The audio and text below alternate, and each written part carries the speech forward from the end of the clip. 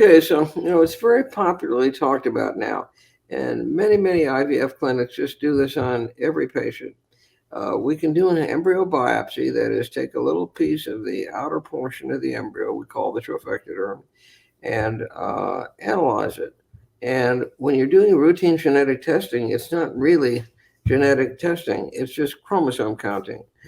Because there's 23,000 genes and it's only 2% of the genome, and hundreds of thousands, really millions of DNA regulators.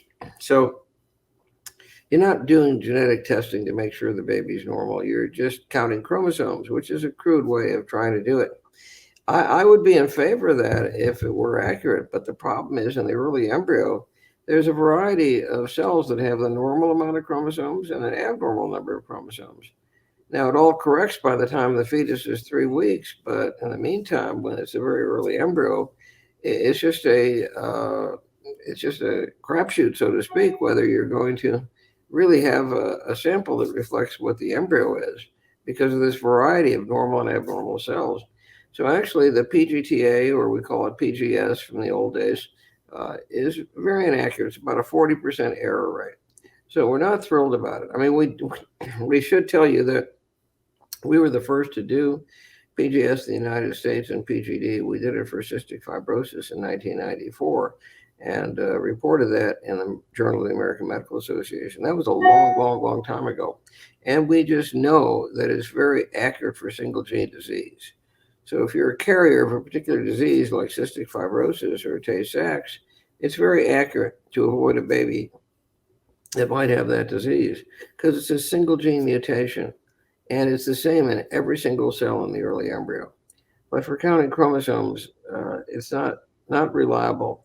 But it keeps on going because it's a huge increase in expense, and so the clinics make a lot more money doing it. They like that. Patients seem to like it because it sounds like they're doing everything to make sure their baby is normal, even though it doesn't work.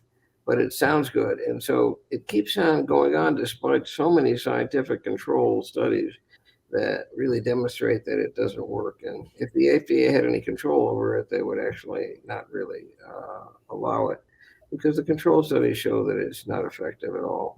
So we talk with confidence about this because we're the masters. We've been doing PGD and genetic testing of the embryo since 1993, actually, and first reported in 1994. And so we have probably the most experience of any living IVF doctors with this, and we're very good at it. However, for routine testing, it's a sham. It really doesn't work.